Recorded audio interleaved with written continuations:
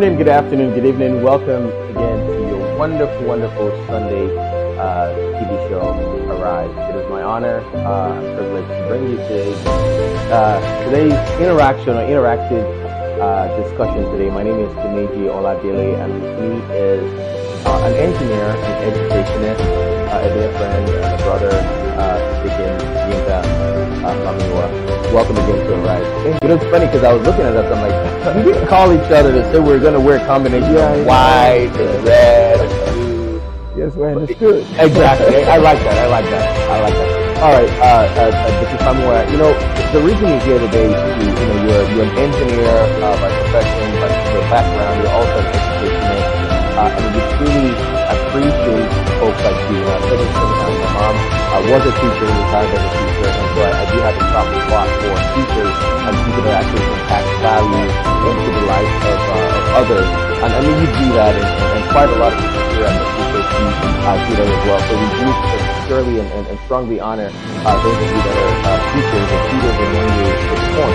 But you know, school has just started, and we want you to kind of talk to folks out there. You know, not only folks in high school, people doing their masters or PhD and things like that.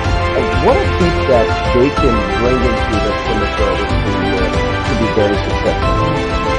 Thank you.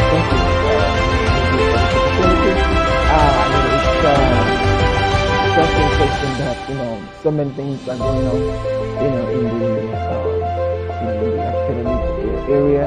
But one thing, to answer your question, one thing that I realized, because I kind of like went to like look at what are the things that they can, students can do, getting ready for exams, preparing for, studying and all of that stuff. And I kind of coined everything in one simple, I would say, simple phrase.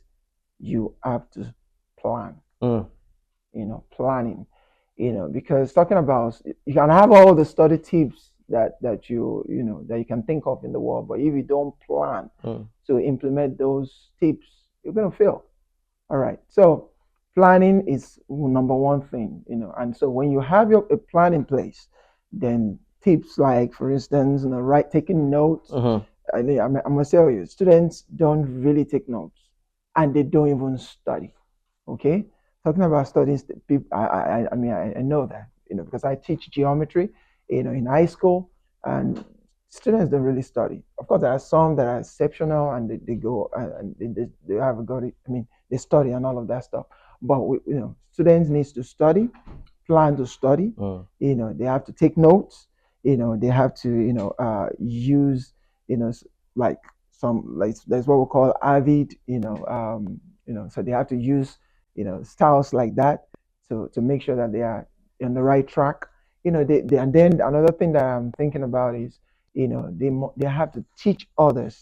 Because when you teach others, you get to own that knowledge that you already have. And going back to studying, taking notes. When you take notes, you get to like put those things that you have learned in your own words. Of course, when you put it in your own words, you have to make sure that you check with your teacher that that you're putting down the right thing, so that there is no misconception and all that. So things like that, that's what you want to do when you're studying. Awesome. I really appreciate you saying that. At the Impact House today, we learned about trying again. And that's right. Pastor Tunde Alemur brought the message, trying again. Yeah. And it strongly resonates with a lot of students that in one shape or form has possibly failed a test, failed an exam. A lot of times you hear people say geometry is hard, calculus is hard. You hear even folks doing their masters or even PhD have failed in one way, shape, or form. And one of the things Pastor Tunde said to us today is the fact that sometimes failure is an ingredient for success. That's right.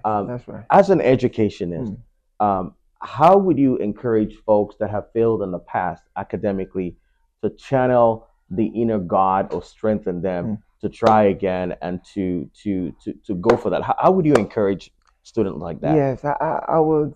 What came to my mind is my own experience. I'd love to hear. Yeah, I know. So before I got into education, as you rightly said, I'm a I'm an engineer. My first degree was in petroleum engineering. Second degree right here in the United States, natural gas. So I was in the oil and gas for like 7 years, and then of course the downturn happened, and then I got into education. So as to be a teacher, of course as an engineer, you have to, I love math, Yeah. So you have to like sit for the content exam. Mm. So I sat for this content exam. For the first time, I didn't pass. Wow. I mean, you would have thought that, oh, I mean, you're an engineer. You're numbers person, numbers guy. Yeah. But I failed. But guess what? Just like our pastor, Pastor Neil said, I tried again. I didn't give up. Of course, at the end of the day, I passed. So, and that's key. Don't you ever give up. Because like that song say, God, He will never give up on you. Yeah. Don't give up, because God has not given up on you. Your family has not given up on you. Your friends have not given up on you. So don't just keep trying. Of course, there is maybe you have done something that didn't work, so you have to try another way. Learn from others. Then you're not alone. That's what I would just say.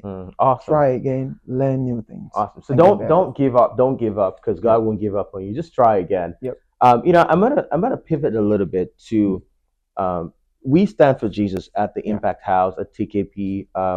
Jesus is our core, and that's what we teach our children, and that's why we have things like the TKP Music Academy, the dance and a movie or drama academy, and several other facets of expressions.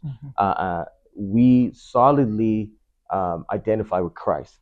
You being an educationist, what would you say to young people, children, or even adult likewise, that are facing challenges in the marketplace? And marketplace, I mean in schools, right, where there's cheating going on, there's lesbianism, there's gay, there's LGBTQ, and the rest of them.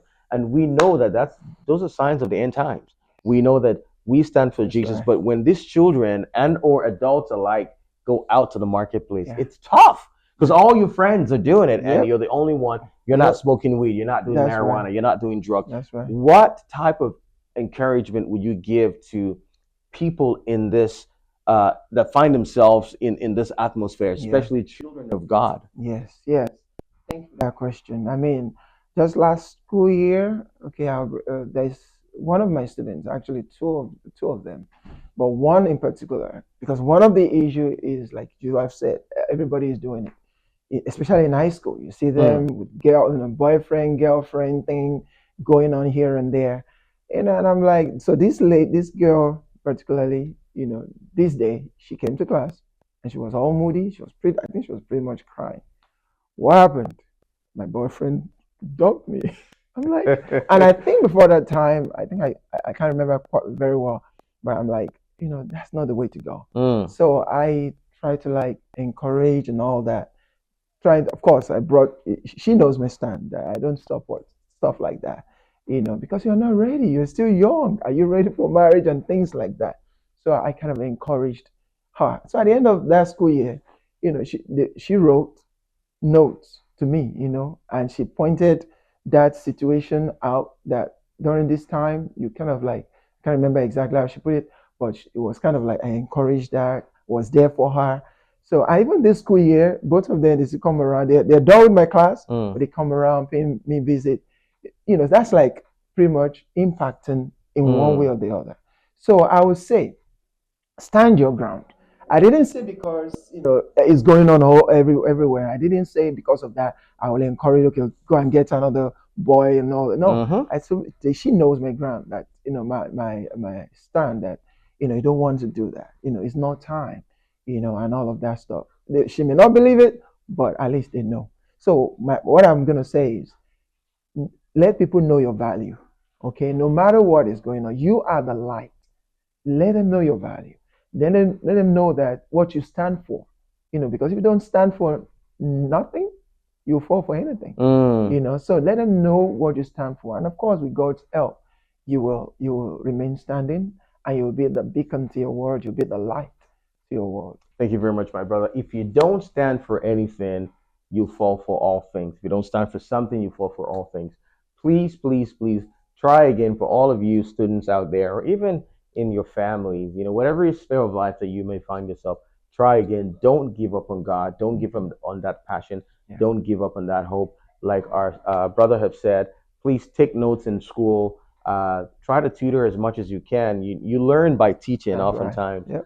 and just be the best that God wants you to be in this school year. We That's right. pray that God will continue to encourage all of viewers around the world that are going through Yeah. some exam in some way, shape, or form. It could be Mm. at your workplace.